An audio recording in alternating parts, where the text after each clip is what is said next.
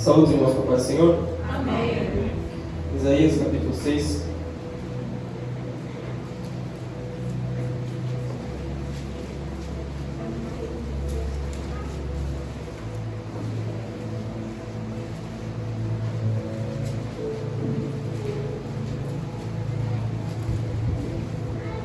Até o 9.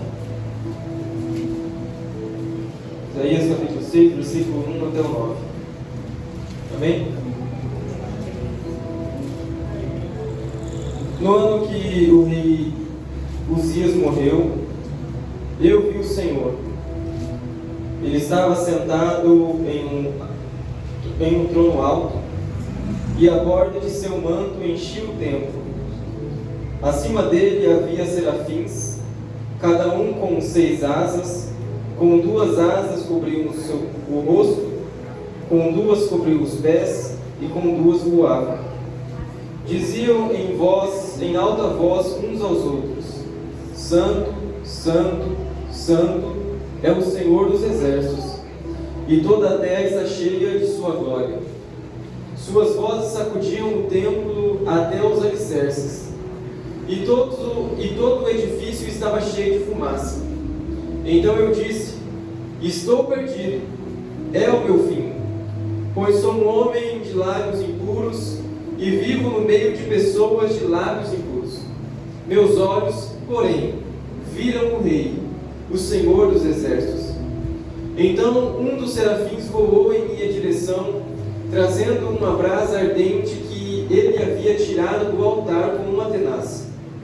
Tocou em meus lábios com a brasa e disse: veja, esta brasa tocou os seus lábios. Sua culpa foi removida e seus pecados foram perdoados.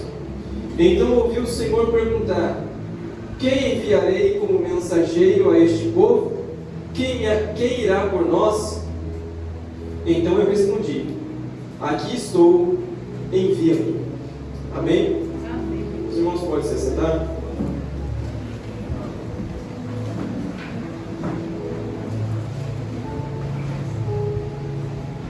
A gente observa esse texto aqui em Isaías, no capítulo 6, e inclusive é um texto muito conhecido por todos nós. Nós conhecemos como o chamado de Isaías. Entretanto,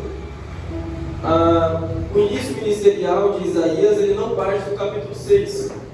Nós observamos que desde o capítulo 1, a palavra de Deus diz que as visões que chegavam a Isaías, filho de Amós, partiam de Deus. E ele teve visões durante os anos em que Uzias, Jotão, Acaz e Ezequias eram reis de Judá. E nós observamos que desde o capítulo número 1, Isaías ele já exercia o seu ministério. Ele já trazia a palavra de Deus, ao qual ele recebia pelas visões, e assim ele transmitia para o povo. Então o seu ministério ele não dá início no capítulo 6. Ele já profetizava, ele já falava com o povo, ele já tinha uma interação com Deus, já recebia visões da parte de Deus desde o capítulo 1. E nós observamos que as palavras ao qual ele trata desde o capítulo 1 são muito interessantes. Também não significam que, por ele ter esse encontro maior no capítulo 6, que as profecias do capítulo 5 anteriormente, elas são descartáveis ou elas não foram inspiradas pelo Senhor. Muito pelo contrário. Deus ele dava visões a Isaías. Isaías já estava em exercício e ele falava por Deus. Ele recebia de Deus e transmitia a palavra de Deus ao povo. Tanto que desde o capítulo de número 1 a gente observa o intuito da mensagem de Isaías, já falando a respeito de Israel, da sua iniquidade e do julgamento que viria da parte de Deus caso o povo não se arrependesse.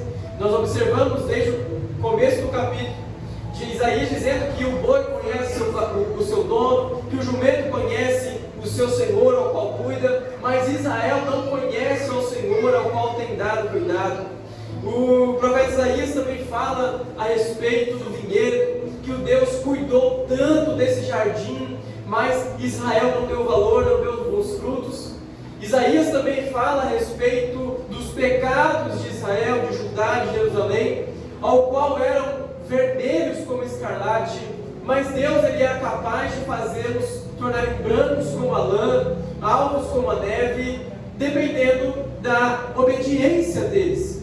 Então a mensagem que Isaías traz, desde o capítulo 1, 2, 3, 4, 5, são mensagens da parte de Deus, e muitas delas falavam a respeito do pecado do povo e do julgamento que Deus iria trazer, caso esses pecados não fossem resolvidos, não tivessem arrependimento deles. Nós observamos até mesmo no capítulo 2, falando a respeito de uma mensagem escatológica, do reinado do Senhor, do futuro rei que viria e virá sobre a terra, falando a respeito de Jesus e o seu governo milenar. E nós observamos que fala até mesmo das nações se reunirem em Sião, em Jerusalém, para aprenderem com o Senhor. Então, eu em particular creio que esta passagem ela é literal e ela vai ainda acontecer no milênio, quando o grande rei, o Senhor Jesus, ele reinar sobre essa terra, literalmente durante esses 1000 anos. Então nós vemos que a mensagem de Isaías ela é uma mensagem justa, é uma mensagem ao qual traz verdades da parte de Deus, e ela é inspirada pelo próprio Deus. Entretanto, a gente observa no capítulo 6, que Isaías ele tem uma experiência um tanto quanto inusitada, algo com o qual ele nunca tinha experimentado durante o seu ministério. Por mais que ele já recebesse visões, essa visão ao qual ele recebeu no capítulo 6, ela é bem mais enfática. A palavra de Deus diz que no ano que o rei Uzias morreu. É interessante ele destacar isso, porque, segundo alguns estudiosos, há uma possibilidade do ministério de Isaías ter uma espécie, não de uma crise, mas de uma... Isaías fica um pouco pensativo a respeito da morte do rei Uzias. Isaías tinha um pouco de esperança em relação ao reinado de Uzias, ao qual foi um reinado próspero. Deus ele usou Uzias enquanto ele o buscou. Entretanto, ele foi um rei ao qual ele não perseverou até o fim, e as suas glórias durante o seu reinado trouxe em seu coração algo que não era bom, que assim ele foi acometido de uma doença, e aí ele morreu. E esta morte de Uzias, segundo alguns estudiosos, trazem uma espécie de crise interior em Isaías. Neste contexto do capítulo 6, Isaías ele não estava tão bem quanto no início, porque o rei Uzias significava uma espécie de conforto, uma espécie de esperança a Isaías. Então a Bíblia retrata que no versículo 1, diz que no ano que morreu o rei Uzias.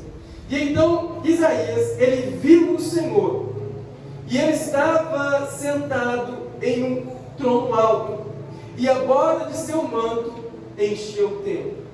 Então, assim como era de costume, Isaías ele recebeu uma visão. A Bíblia diz que ele viu o Senhor, e o Senhor estava assentado em um grande trono, em um alto trono. Algumas versões dizem que era em um alto e sublime trono. E é interessante que nós observamos que essa palavra Senhor, no original hebraico, ela é traduzida como Adonai.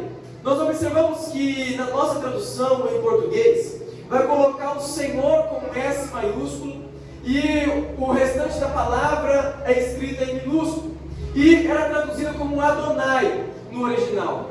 E alguns estudiosos retratam este Senhor, essa palavra, essa manifestação, como sendo Jesus manifestado a Isaías.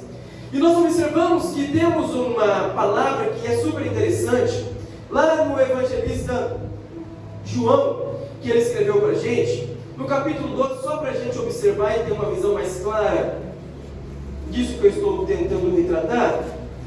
João, ele escreve no seu evangelho, capítulo de número 12, versículo 41, diz bem assim: as palavras de Isaías referiam-se a Jesus, pois viu a sua glória e falou sobre ele. Então João está dizendo que as palavras de Isaías referiam-se a Jesus, pois viu a sua glória e falou sobre ele. Então nós observamos que essa palavra Senhor, ela, segundo João, ela está falando a respeito de Jesus. Jesus manifestado em um alto e sublime trono. E Isaías, que no Antigo Testamento, antes da manifestação de Jesus, ele viu a glória de Jesus, a glória do Senhor, e ele se deparou com essa glória, que ele estava sentado nesse alto e sublime trono, e ele foi impactado com essa glória, tanto que essa experiência deu base para ele falar a respeito de Jesus. E nós sabemos que Isaías ele é conhecido como profeta messiânico, porque ele foi o profeta que mais falou a respeito de Jesus. Nós vemos Isaías no capítulo 53 e vários outros textos dele dizendo a respeito do Senhor Jesus, que ele viria sobre essa terra, que ele seria o Salvador, que ele morreria por nós, que ele era imaculado, e vemos essas profecias se cumprindo na vinda do Senhor. Então essa experiência que Isaías tem, ela retrata ao qual esse ambiente que ele viu do Senhor, o Senhor Jesus assentado em um trono alto, e a Bíblia diz que a borda de seu manto enchia o templo. O versículo 2: acima dele havia serafins, cada um com 6 asas, com 2 asas cobriam o rosto, com 2 cobriam os pés, e com 2 voavam.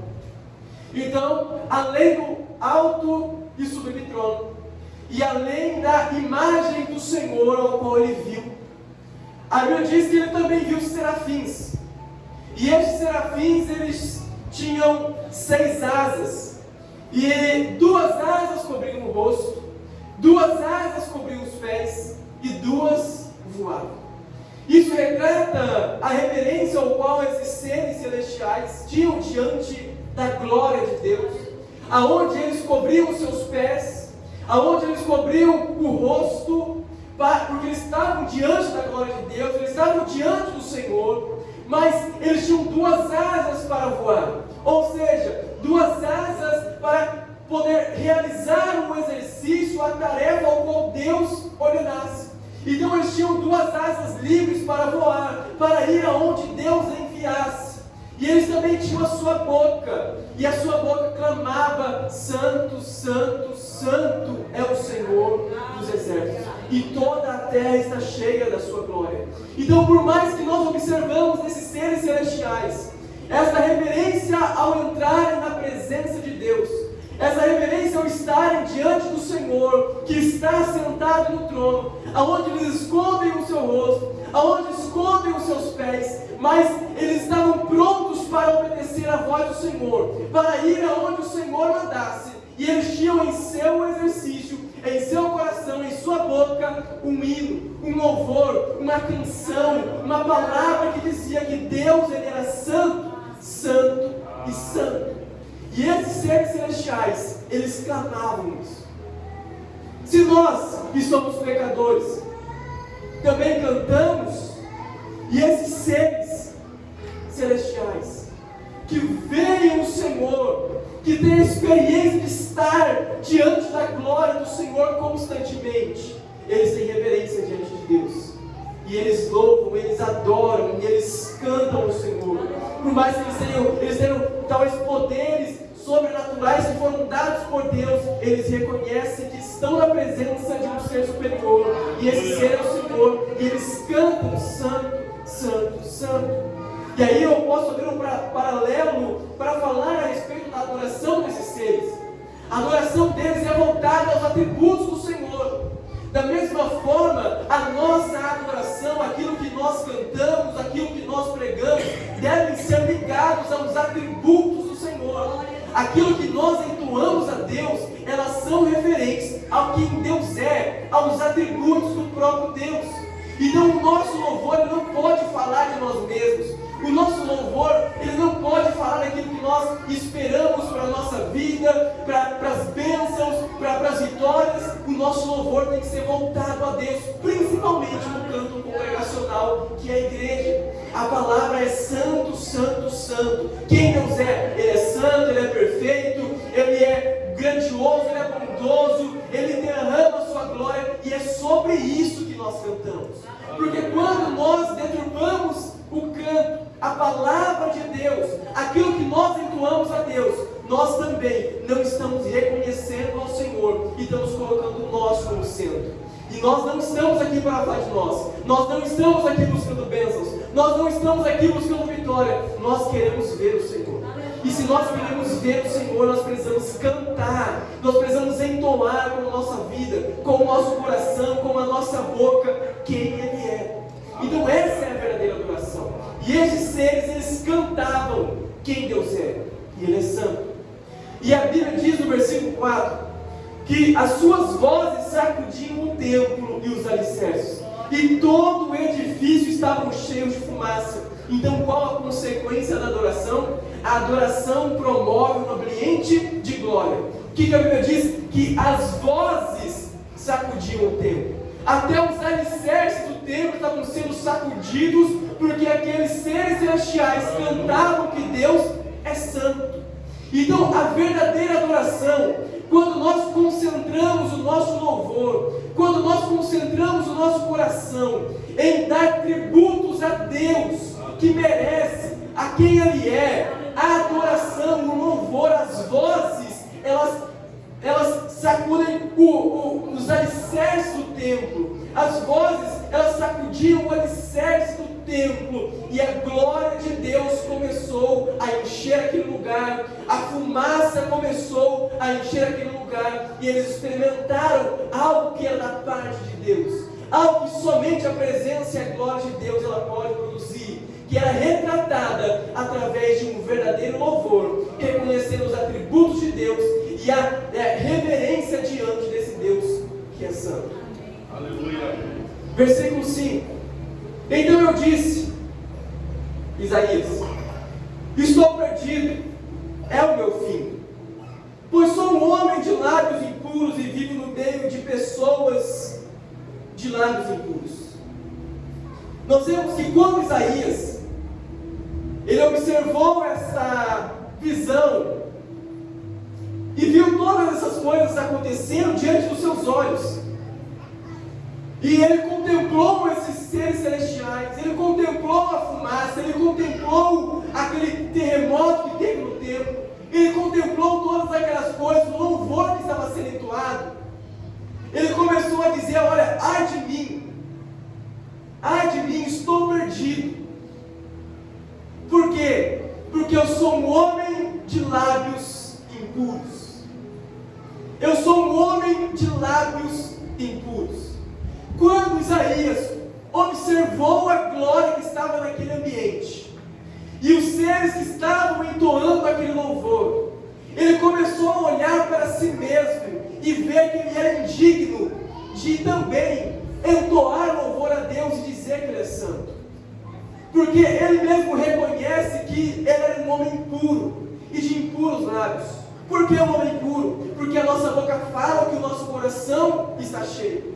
Quando Isaías ele reconhece que ele tem impuros lábios, que aquilo que estava saindo da sua boca era impuro, ele está reconhecendo que diante da glória que ele estava observando, ele, por conta dos seus pecados, por conta do seu coração, por conta dos seus lábios, da sua boca, ele não poderia entregar a adoração ao qual Deus merecia.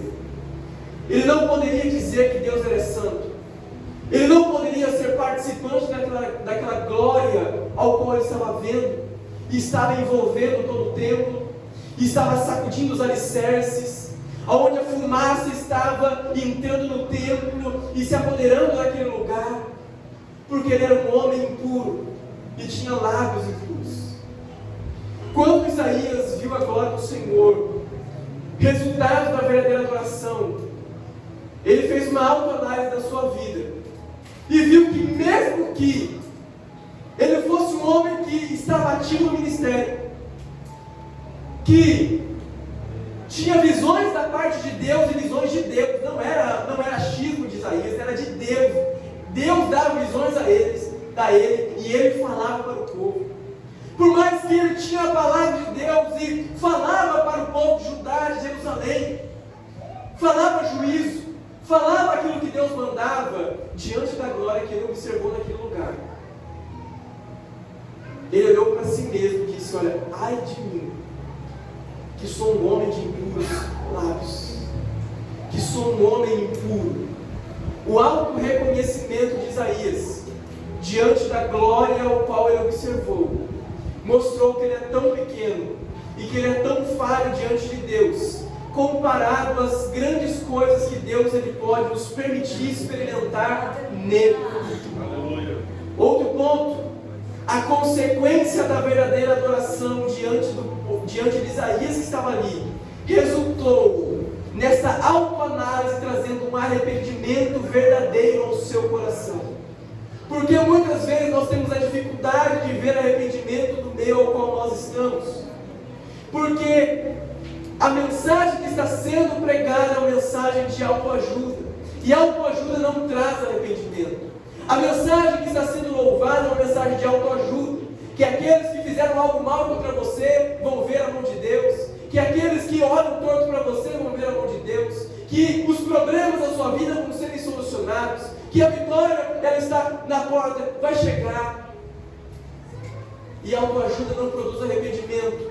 Mas quando Isaías ele viu a verdadeira adoração, dizendo quem Deus é, e os atributos de Deus que é santo, ele olhou e viu: eu estou diante de um Deus santo, e a minha vida não condiz com estar diante dessa presença. Eu não sou digno de estar diante desse Deus. Eu não sou digno de cantar a Ele. Eu não sou digno de dizer que Ele é santo, porque a minha vida não está condizente com esse Deus ao qual eu sirvo. E este arrependimento verdadeiro diante de Isaías, aonde ele se humilhou diante de Deus, aonde o seu ego foi tirado, porque Isaías poderia muito bem falar: eu sou participante do ministério, eu sou um profeta, então eu também vou cantar porque eu sou digno. Ah, eu cometi pecado, eu cometi erros, eu cometi deslizes, mas eu ouço a voz de Deus, eu vejo visões de Deus, então eu também posso, eu também sou digno. Mas em nenhum momento ele teve esse ego. Ele se humilhou, se esvaziou de tudo quanto ele tinha. Aleluia. E reconheceu: eu não posso estar aqui diante de Deus. Eu não posso cantar para Deus, porque o meu coração está impuro. Aleluia.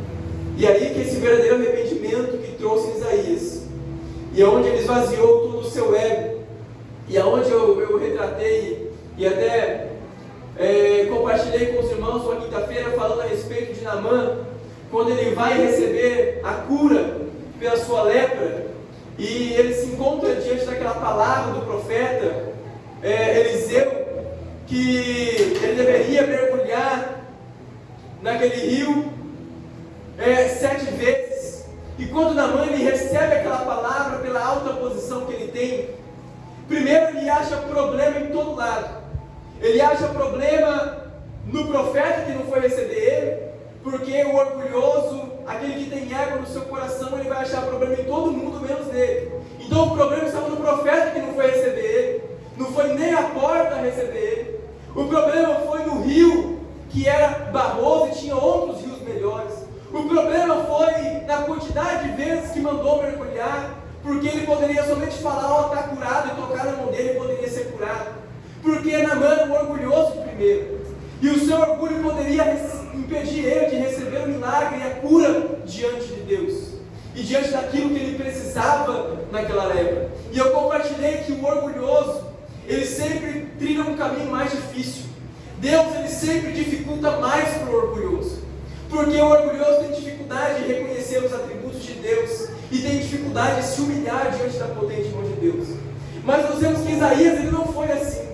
Quando ele viu a glória de Deus, e quando ele viu o ambiente de adoração que estava naquele lugar, e quando ele viu o ambiente de glória, ele não olhou para o seu ministério, ele não olhou para as visões que ele recebia, ele não olhou para a posição que ele tinha, ele não olhou para a intimidade que ele tinha conquistado até aquele momento. Ele só sabia pensar uma coisa: eu estou diante de Deus, eu estou estou vendo a glória de Deus, eu estou no ambiente de glória e eu não sou digno disso.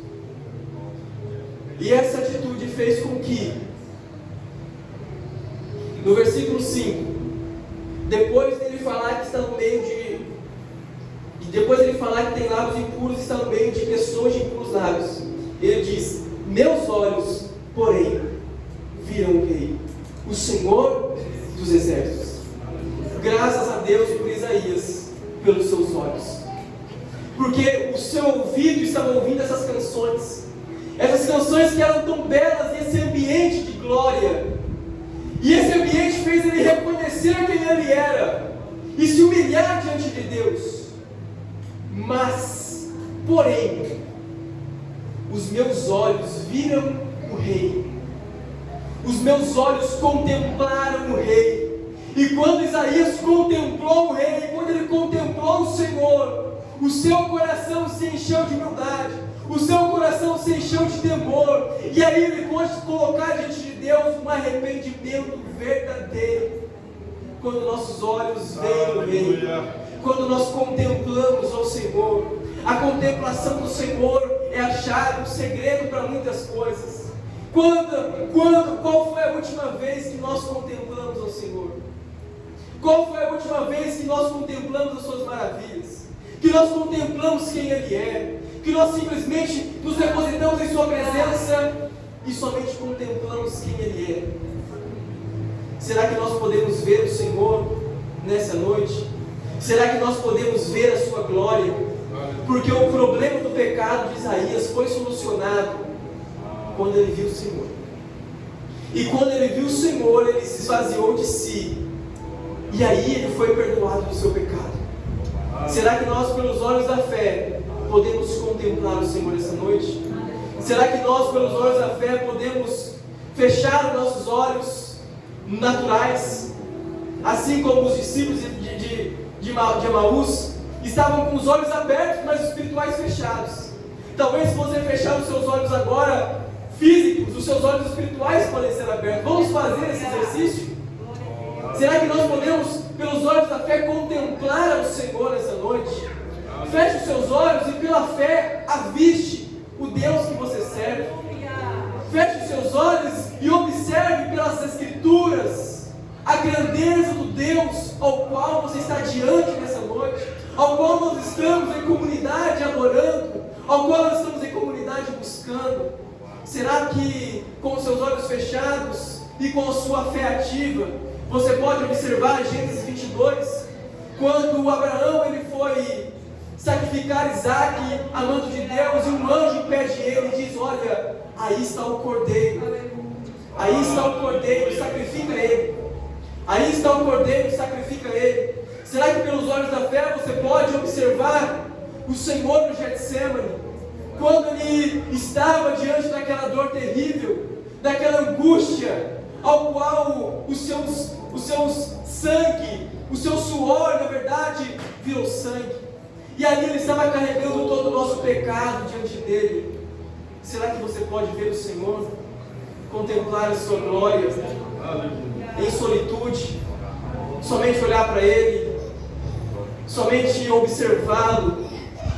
E quando nós observamos o Senhor, o nosso interior é totalmente tocado. Quando nós observamos o Senhor, o nosso ego é esvaziado. Quando nós observamos o Senhor, a humildade ela começa a entrar no nosso coração, a humilhação começa a entrar no nosso coração. Será que você pode observar o Senhor no Getsemane, chorando pelos nossos pecados? Porque a Bíblia diz que naquele momento toda a nossa culpa foi colocada diante dele, e ele adentrou diante da presença de Deus, sabendo qual era o seu cálice. E ele falou para Deus: olha, será que é possível passar de mim esse cálice? Mas seja feita a tua vontade. E naquele momento ele começou a suar sangue pela angústia a qual estava sofrendo. Será que pelos olhos espirituais você pode contemplar o Senhor na cruz, morrendo pelos nossos pecados, machucado, zombado por todos, humilhado por todos, morrendo por nós? Será que pelos seus olhos espirituais, pela fé, você pode ver ao Senhor? Pedro viu, depois de negá-lo 3 vezes. E Lucas vai dizer que o Senhor, quando estava passando na rua, fixou os olhos em Pedro. E ali os olhos do Senhor foram tão penetrantes, que Pedro tomou consciência do seu pecado e chorou amargamente. Quando nós contemplamos ao Senhor, Ele transforma o nosso interior. E graças a Deus pelos olhos de Isaías, porque ele diz que meus olhos, porém, viram o Rei, o Senhor dos Exércitos. E o versículo 6: então um dos serafins voou em minha direção, trazendo uma brasa ardente, e ele havia tirado do altar com uma tenaz. Versículo 7: tocou meus lábios com a brasa e disse: veja, esta brasa tocou os seus lábios, sua culpa foi removida e seus pecados foram perdoados. Então, quando Isaías teve essa experiência diante de Deus, e quando ele se esvaziou completamente diante de Deus, e teve essa revelação de quem Deus é, a Bíblia diz que essa atitude provocou que, por consequência, um dos serafins voou em minha direção, trazendo uma brasa ardente, e tocou na boca de Isaías com essa brasa. E a partir daquele momento ele disse: olha, a sua iniquidade foi purificada. Iniquidade significa oscilação. Aquele que tem um conhecimento da verdade não consegue cumprir. Aquele que tem um conhecimento da verdade, mesmo assim faz errado, é oscilante. E quando aquele anjo tocou, aquele serafim tocou na boca dele com uma brasa, disse que a iniquidade foi removida, a culpa foi removida, e os pecados perdoados, purificados. A maldade de Isaías, do seu coração, dos seus lábios, foram purificados pela glória do Senhor. Aleluia. Não existe fórmula mágica para os nossos pecados serem perdoados, a não ser a graça e a glória do Senhor. Não existe esforço que nós façamos, humanos, para sermos perdoados pelo Senhor, a não ser a graça e a glória do Senhor. É por isso que quando nós erramos diante de Deus, o nosso pior erro deve ser se afastar de Deus. Porque quando nós nos afastamos do Senhor, o que vai ser resolvido? Você só vai se definhar cada vez mais. Aleluia. A palavra de Deus diz que um abismo gera outro abismo. Quando nós nos distanciamos do Senhor, a tendência é só definhar cada vez mais. E a nossa lepra se multiplicar. E o abismo chama o outro. Mas quando Isaías, impuro pelos seus pecados, viu a glória de Deus, ele foi purificado. O segredo para os nossos erros, o segredo para a nossa conduta, o segredo para as nossas dificuldades, é se humilhar diante do Senhor e ver a glória de Deus. A glória de Deus é a única coisa capaz de purificar os nossos pecados. A glória de Deus é a única coisa capaz de ativar em nosso ministério algo que nós nunca vimos antes. Porque Isaías ele já era participante do ministério, ele já era um profeta de Deus, mas neste momento, diante desse estágio mais avançado de purificação, de santificação, ele experimentou algo a mais diante de Deus. Eu não estou retratando Isaías como simplesmente um pecador iníquo que abandonou o ministério. Não. Ele era um profeta de Deus e recebia a palavra de Deus. Ele tinha comunhão com Deus, mas ele experimentou em Deus um estágio muito mais avançado de purificação, de santidade, de glória, de intimidade, de experiência com Deus. E a partir de então, ele ouve uma reunião solene naquela visão, aonde o Senhor estava perguntando, estava falando: olha, a quem enviarei como mensageiro a este povo? E quem há de ir por nós? E então Isaías respondeu: estou aqui, envia-me. Em outras versões diz: eis-me aqui, envia-me a mim. E depois de Isaías experimentar todos esses estágios de santificação, de purificação, de encontro com Deus, de glória, de experiência com Deus, ele ouviu uma voz bem audível dizendo aquilo que ele via em visões. Ele ouviu Deus falando: a quem enviarei? E quem há de ir por nós? A quem eu vou enviar como mensageiro?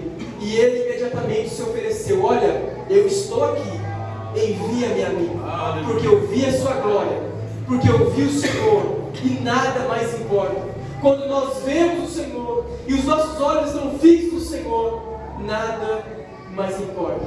Eis-me aqui, envia-me a mim. Não importa o que eu tenha que perder, não importa o que eu tenha que deixar, não importa o que eu tenha que renunciar. Olha, eis-me aqui, eu vi o Senhor. Eu vi o Senhor falou comigo. Eu ouvi a sua voz e eu me disponho: olha, eu estou aqui, me envia. Porque quando nossos olhos estão fixos no Senhor, nós só conseguimos ver Ele. Quando nossos olhos estão fixos no Senhor, os nossos sonhos são ofuscados, eles são segundo plano. Quando nossos olhos estão fixos no Senhor, aquilo que nós queremos está em segundo plano. Quando nossos olhos estão fixos no Senhor, os nossos sonhos eles são em segundo plano.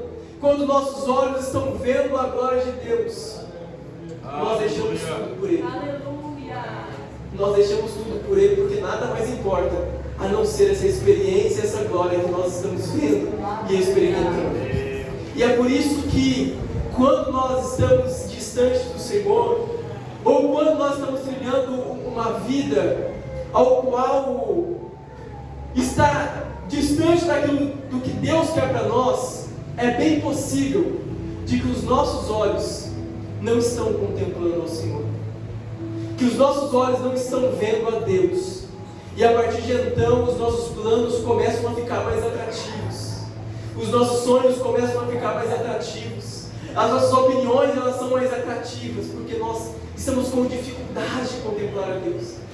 Mas essa noite eu espero que Deus Ele mostre a sua glória para a gente, e que talvez, se Deus quiser manifestar de maneira visível a algum dos irmãos, talvez uma visão da sua própria glória, talvez uma visão espiritual, ou talvez Ele fale no seu interior tão forte que o seu coração queime como aqueles discípulos de Emaús, e nós vamos ver a sua glória, porque quando nós vimos o Senhor, nada mais desse mundo importa.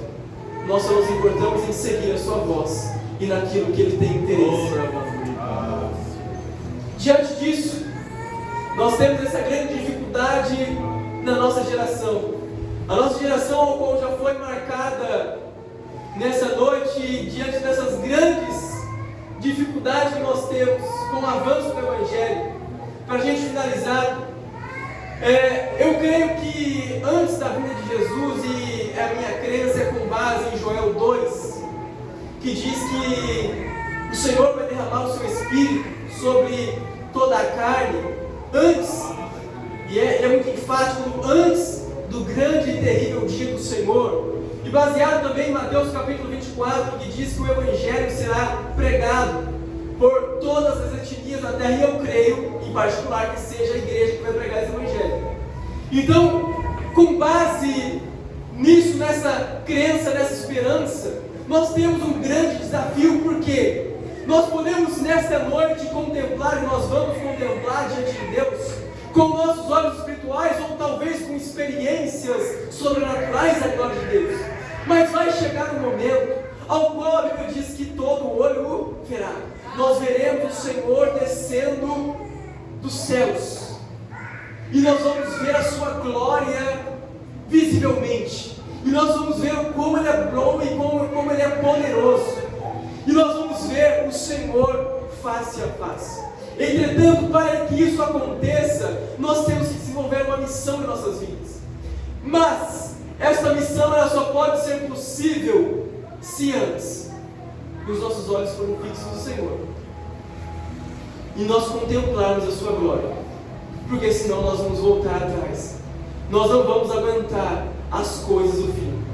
E é por isso que antes de eu falar, olha, nós temos que ir e nós temos que pregar o Evangelho, eu quero convidar você a esvaziar o seu coração e pedir para o Senhor nessa noite: olha, Senhor, deixa eu te ver, me mostra, por favor, derrama a tua glória nessa noite.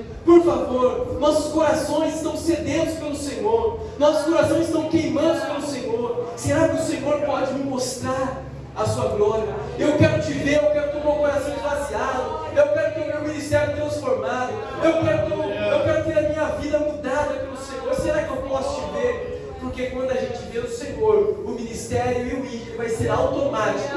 O Senhor vai precisar nem falar assim, ó, vai. Eu falo assim, ó, será que tem alguém que pode ir? A gente vai falar assim, olha, eu quero, eu vou, eu estou aqui. Porque nós estamos vendo o Senhor.